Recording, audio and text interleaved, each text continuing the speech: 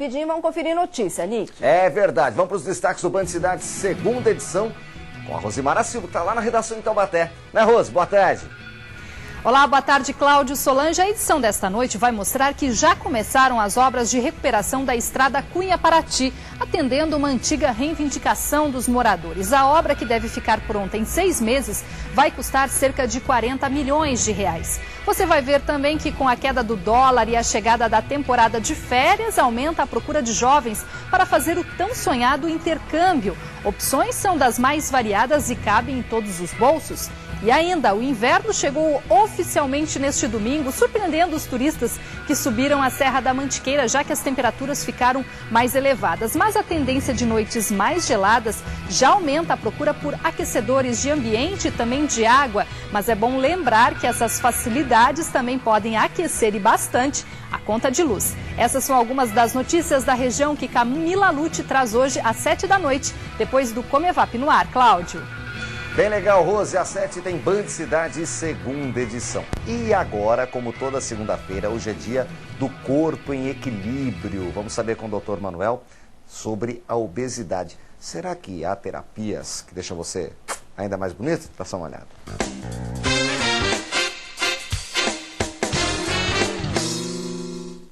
Olá, boa tarde, tudo bem? Sou o Dr. Manuel Barreto, novamente aqui com vocês no programa Falando Nisso, no quadro Corpo em Equilíbrio. Hoje nós vamos falar de um problema que é a principal causa, uma das principais causas de procura de consultórios médicos, que é o aumento excessivo de peso, a obesidade, o ganho excessivo de peso. O ganho excessivo de peso tem várias causas emocionais, metabólicas. A ansiedade pode causar aumento de peso, problemas metabólicos, problemas de glândula tireoide, diminuição da insulina, enfim.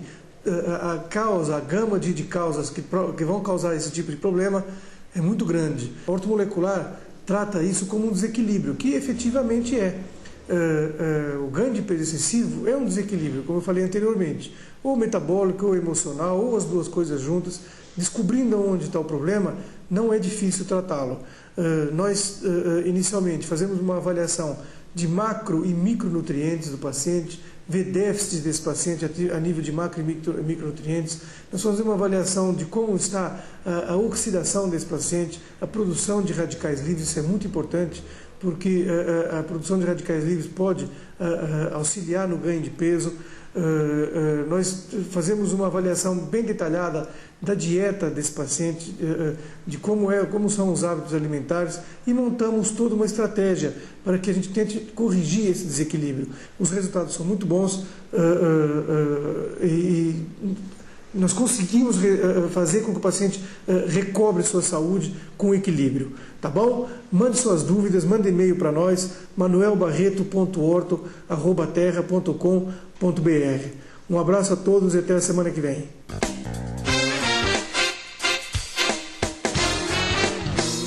Grande, o Dr. Manuel vai estar ao vivo aqui com a gente falando sobre medicina ortomolecular, se eu não me engano, na próxima semana. Bom, tem gente na linha para falar com o Dr. Paulo. Vamos ver quem é. Alô, boa tarde. Boa tarde. Quem fala?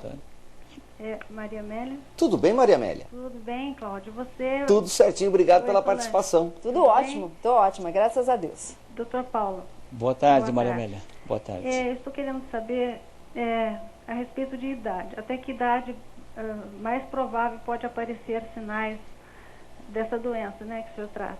Ok, do câncer de mama. Oi, desculpa. Oi. A respeito, uma coisa que esse é um problema meu, assim, mama extremamente densa, né? Certo. E fica assim com o bico do seio doendo. E se traz riscos esse problema que a gente carrega de mama muito densa. Agora, essa segunda pergunta, minha linda, o doutor Manuel precisa... O doutor Pedro... Paulo... É a pinga. Não confunde o apóstolo. O doutor Paulo não tem como avaliar, porque precisaria examinar, né, doutor Paulo? Mas vamos... Agora, a questão da idade que ela está preocupada. Idade. Maria Amélia, você pergunta se existe alguma época para você fazer isso? A mamografia? Não, ela queria saber até que idade pode aparecer o câncer, né? Olha, idade mais isso é propícia. relativo. Quer dizer, a idade, em que a maior incidência de câncer de mama é na época do chamado menarca, da vida reprodutiva da mulher. Quer dizer, o câncer de mama é pouco frequente antes dos 30 anos de idade. E a frequência aumenta dos 40 anos em diante, tanto que é quando nós começamos a recomendar a mamografia, a partir dos 35 aos 40 anos de idade, uma mamografia de base. O câncer de mama ele tem um pico de incidência em torno dos 50 anos de idade e vai aumentando um pouquinho. Depois dos 60, 70 anos de idade, evidentemente há uma estabilização nisso. Mas o importante é que, a partir dos 50 anos de idade, em torno desse período se faça a mamografia. Ok. Tá certo? Agora, a questão feminina nesse caso, doutor Paulo. O que acontece? Quando se fala em câncer de mama, eu estou falando pelo lado mulher agora. A primeira coisa que a gente imagina, Nick, é perder o seio. E com isso se tornar menos mulher. Perfeito. Isso deixou de existir hoje em dia? Graças a Deus, Solange. Porque graças ao advento da mamografia, e com isso nós propiciamos uma redução em torno de 30% a 40% de mortalidade por câncer de mama, e o diagnóstico precoce permitem que a mulher seja submetida a um tratamento conservador do câncer de mama. Quer dizer, só temos vantagem em fazer diagnóstico precoce do câncer. Primeiro, a mulher não perde a mama. Há uma chance muito grande de ela não ter que fazer uma cirurgia radical. Segundo, prognóstico de vida muito melhor. Temos de sobrevida 98%.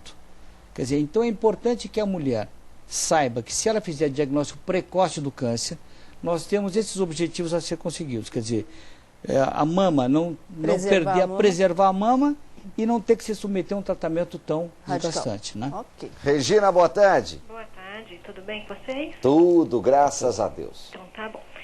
Uma vez detectado câncer em uma das mamas e tratado e tudo mais, perfeito, é possível ocorrer mais tarde na outra mama? Ele pode voltar em outra mama? Ou na mesma também? Exatamente. Regina, né? Regina, é um prazer poder responder a sua pergunta. É importante a sua pergunta e, sim, a mama oposta sempre é uma mama de alto risco.